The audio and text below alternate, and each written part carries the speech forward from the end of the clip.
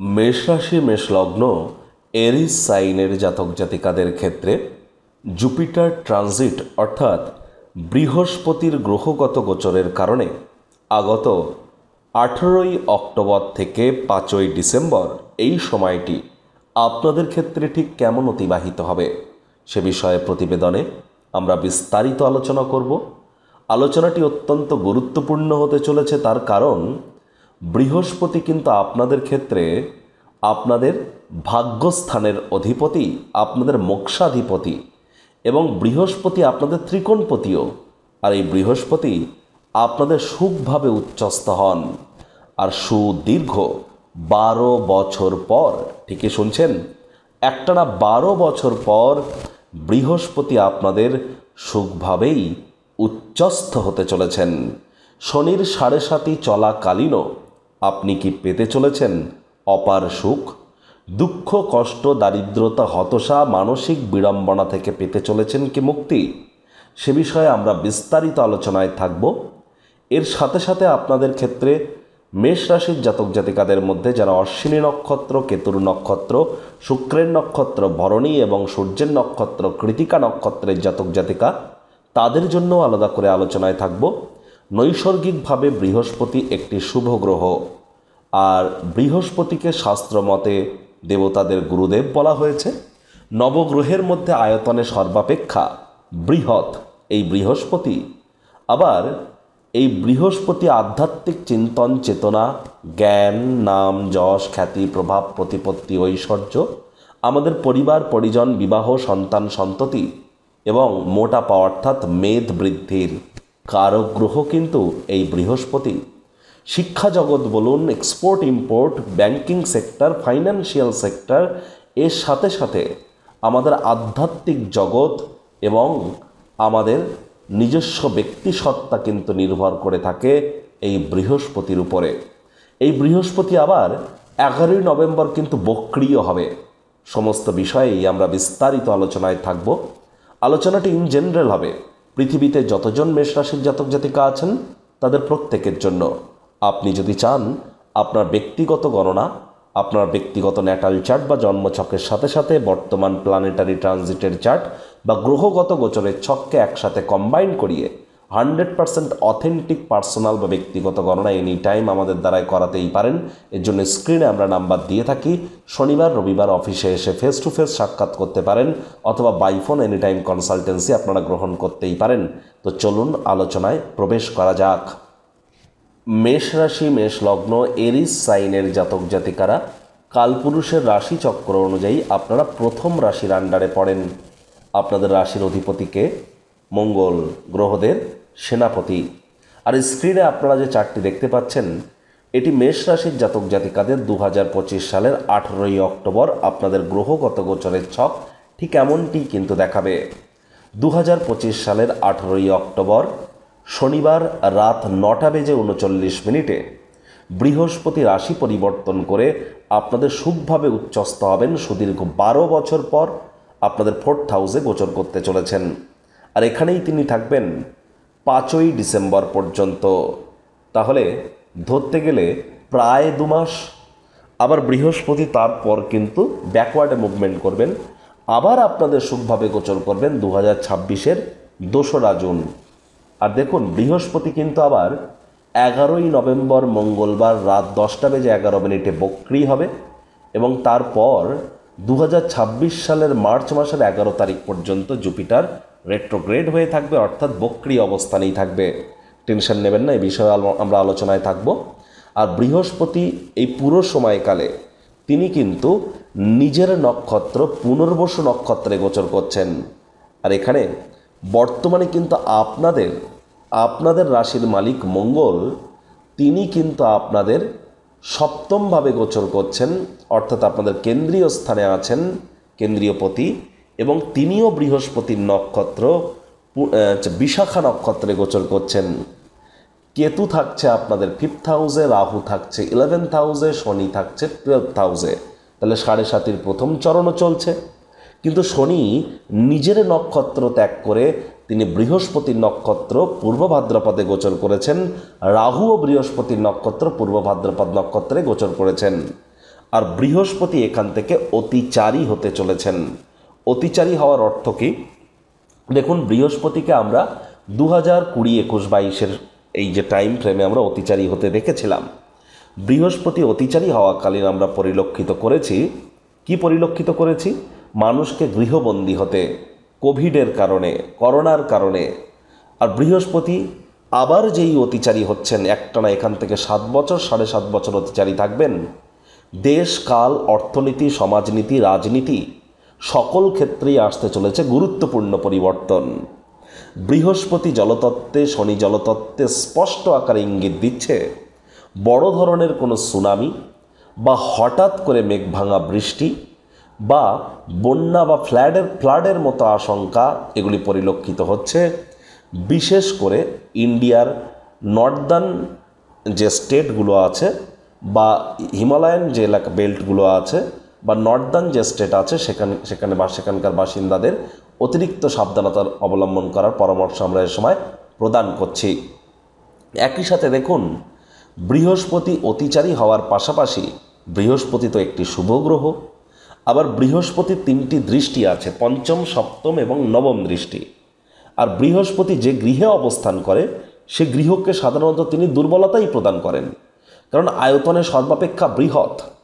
আর বৃহস্পতি সাধারণত সূর্যকে প্রদক্ষিণ করতে 1 বছর সময় নেন। অতিচারী হওয়ার অর্থ কি? তিনি এবার 1 বছর টাইম না নিয়ে 1 বছরের 3-4 বার, 2-3 বার তিনি কিন্তু রাশি পরিবর্তন করবেন, অর্থাৎ সূর্যকে প্রদক্ষিণ করে ফেলবেন। স্পিড দ্রুত হতে চলেছে, তাহলে ফলাফলও তিনি খুব দ্রুত কিন্তু এ সময় অর্পণ করবেন। আর তিনি যেহেতু উচ্চস্থ হয়েছেন, তাহলে যে গৃহে অবস্থান করছেন সেই গৃহে তিনি তো শুভত্ব প্রদান করবেনই। বৃহস্পতির পঞ্চম দৃষ্টি আপনাদের থাকবে অষ্টমভাবে, পূর্ণ দৃষ্টি, সপ্তম দৃষ্টি থাকবে কর্মস্থানে, এবং বৃহস্পতির অন্তিম দৃষ্টি, নবম দৃষ্টি থাকবে শনির উপরে, বক্রী শনির উপরে। শনি 28 নভেম্বর মার্গী হবে। তাহলে বৃহস্পতির বৃহস্পতির দৃষ্টিতে আছে অমৃত, সে বিষয়ে আমরা আলোচনায় থাকব। আর শনি রাহুও আছে এখন বর্তমানে বৃহস্পতির নক্ষত্রে। প্রথমেই আপনাদেরকে যে সুখবরটি আমরা প্রদান করবার চেষ্টা করব, মেষ রাশির জাতক জাতিকাদের মধ্যে অনেকেই হয়তো লক্ষ্য করেছেন যে বিগত প্রায় 7-8 মাসের মধ্যে আপনাদের খরচের মাত্রা অতিরিক্ত বেড়ে গিয়েছে, অথবা কোনো জায়গায় আর্থিক লোকসান হওয়া, আর্থিকভাবে প্রতারিত হওয়া, অথবা নিজের জন্য না হলেও অন্য কারোর জন্য পুলিশ প্রশাসন বা হসপিটালের চক্কর কাটা। আপনাদের মধ্যে অনেকে এও পরিলক্ষিত করেছেন যে ঘুমের সমস্যা হওয়া, ভয় ভাব কাজ করা, আনসার্টেন একটা ফিয়ার কাজ করা, এগুলি আপনারা অনেকে পরিলক্ষিত করেছেন। পরিবার পরিজনদের সাথে সম্পর্কের অবনতিও আপনারা অনেকে পরিলক্ষিত করেছেন। ব্যাংকের ব্যালেন্সে ঘাটতি আপনারা পরিলক্ষিত করেছেন। আপনাদের মধ্যে অনেকেরই ভাগ্য কিন্তু পুরোপুরি সঙ্গ প্রদান করেনি। এবার কিন্তু এ সমস্ত জায়গা থেকে আপনারা রিলিফ পেতে চলেছেন। এবার প্রথমতই আপনাদের জমি, বাড়ি, গাড়ি এগুলি কিন্তু ক্রয় করার যোগ তৈরি হয়ে গেল।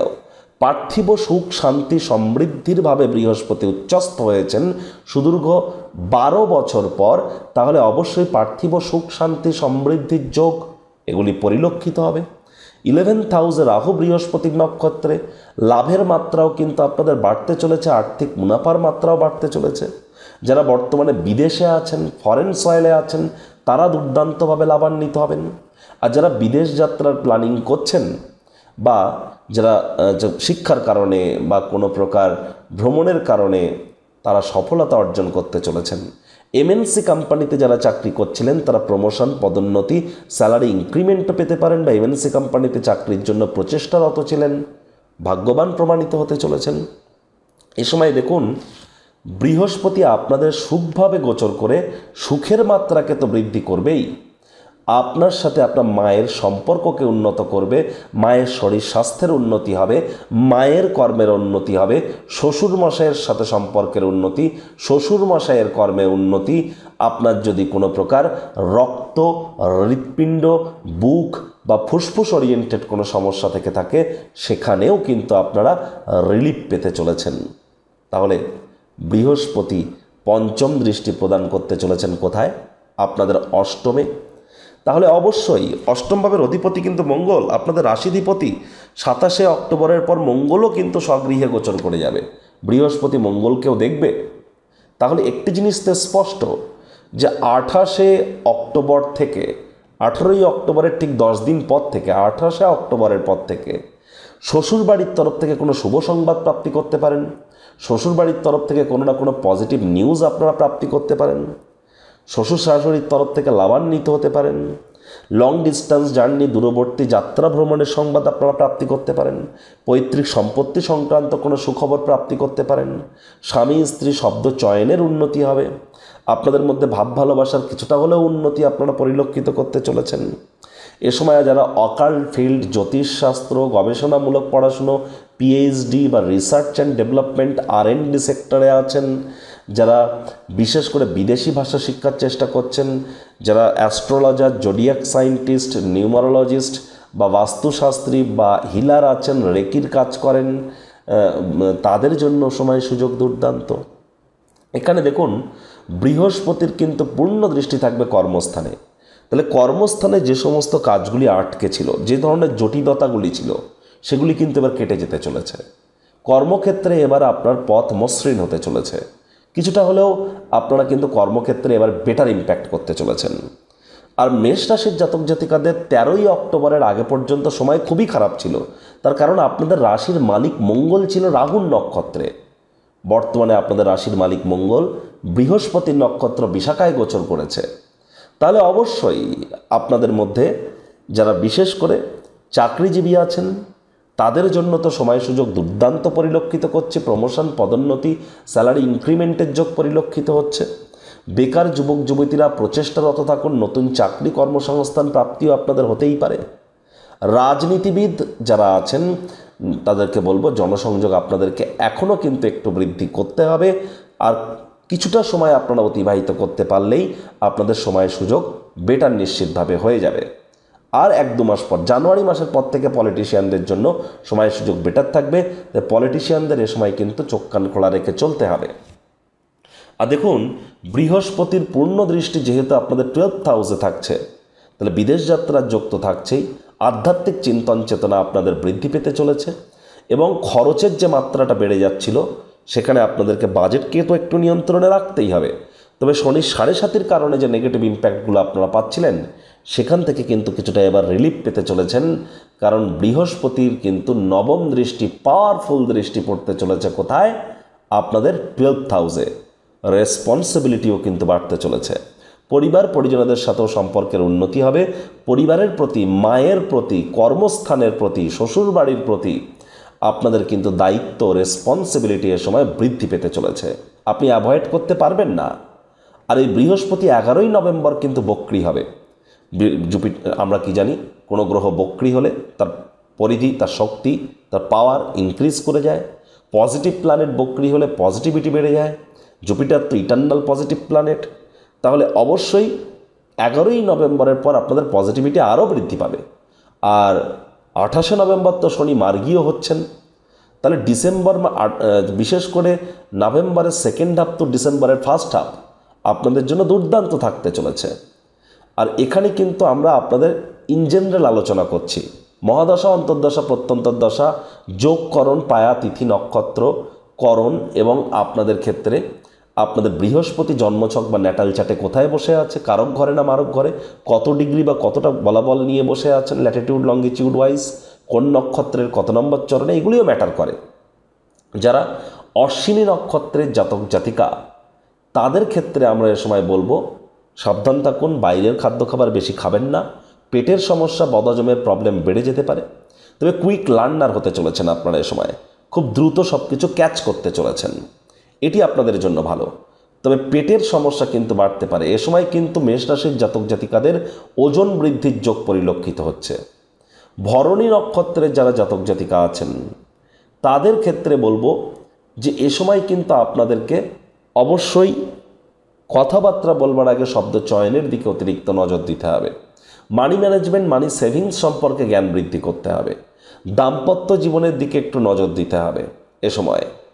আর কৃতিকা নক্ষত্রের যারা জাতক জাতিকা আছেন তাদেরকে আমরা বলবো এ সময় সাবধানে গাড়ি ঘোড়া চালান।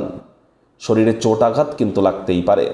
আদারওয়াইজ বাকি যা আমরা প্রেডিকশন আপনাদের জন্য করেছি, আশা করি প্রত্যেকেই এর মধ্যে অনেক অংশেই আপনারা নিজেদের সাথে প্রতিবিম্বিত হতে দেখবেন, রিফ্লেক্ট করতে দেখবেন। আর বৃহস্পতি শুধু নয়, নিউমারোলজি ওয়াইজ আপনার ন্যাটাল চার্ট এবং আপনার নিউমারোলজি ওয়াইজ আপনার লোসো গ্রিড, এই দুটোর কম্বিনেশনও কিন্তু খুবই গুরুত্বপূর্ণ। যাদের বিশেষ করে 3 তারিখে বা 12 তারিখে বা 21 তারিখে বা 30 তারিখে জন্ম, যে কোনো মাস যে কোনো বছরের 3 তারিখ, 12 তারিখ, 21 তারিখ বা 30 তারিখে জন্ম, তাদের জন্য সময় সুযোগ দুর্দান্ত পরিগণিত হতে চলেছে। আর যাদের ড্রাইভার নাম্বার 4, 7 অথবা 8, তাদের ইমিডিয়েট জ্যোতিষতাত্ত্বিক পরামর্শ কিন্তু গ্রহণ করা উচিত। 4 মানে রাহু, 7 মানে কেতু, 8 মানে শনি। বুঝবেন কি করে? যে কোনো মাস যে কোনো বছরের 4 তারিখ, 13 তারিখ, 22 তারিখ, 31 তারিখে জন্ম হলে ড্রাইভার নাম্বার 4, 7 তারিখ, 16 তারিখ, 25 তারিখে জন্ম হলে ড্রাইভার নাম্বার 7, 8 তারিখ, 17 তারিখ, 26 তারিখে জন্ম হলে ড্রাইভার নাম্বার 8। আর আপনার ডেট অফ বার্থের মধ্যে যদি নাম্বার 3 না থাকে, 3 মানে তো বৃহস্পতি, 3 যদি না থাকে তাহলেও জ্যোতিষতাত্ত্বিক পরামর্শ আপনাদেরকে গ্রহণ করতে হবে। আর ওই তাবিজ, কবচ, মাদুলি, পাথর পরে কিন্তু কোনো কাজ দেবে না। প্রতিকার স্বরূপ আলোচনা করতে গিয়ে আপনাদের বলবো, স্ক্রিনে আপনারা দেখতে পাচ্ছেন বৃহস্পতির বীজমন্ত্র ওম গ্রাং গ্রিং গ্রৌম সগুরাবে নামা। এটি আপনারা প্রতিদিন 108 বার করে জপ করুন, অত্যন্ত উপকৃত হবেন। বৃহস্পতিবার করে হলুদ বস্ত্র পরুন। আর পারলে বৃহস্পতিবার করে আপনারা কোনো মন্দিরে বৃহস্পতি সামগ্রী যেমন ছোলার ডাল, হলুদ বস্ত্র, এগুলি কিন্তু আপনারা দান করতেই পারেন, লাভান্বিত হবেন। যারা দীক্ষা নেননি, ইমিডিয়েট দীক্ষা নিন। কারণ দীক্ষিত যারা আছেন বৃহস্পতি অতিচারী থাকাকালীন, তারাই কিন্তু প্রোটেক্টেড থাকতে চলেছেন। বৃহস্পতি অতিচারী হয়ে কী কী ফল প্রদান করবেন এখানে আমরা আলোচনা করতে এখন পারবো না, কারণ প্রতিবেদনটি অনেক বড় হয়ে যাবে। শুধুমাত্র এটুকু বলবো, যারা দীক্ষিত আছেন তারাই প্রোটেকশানে থাকবেন। দীক্ষা ইমিডিয়েট নিন। গুরু বিনা এ জীবন কিন্তু এক প্রকার অন্ধকার। তো বন্ধুরা, প্রতিবেদনটি আপনাদের ঠিক কেমন লাগলো, আপনাদের সুচিন্তিত মতামত আশা করি আপনারা নিচের কমেন্ট বক্সে লিখে জানাবেন। ভালো লাগলে একটি লাইক করতে ভুলবেন না। এই আশা রেখে আমি আমার বাণীকে এখানেই বিরাম প্রদান করছি।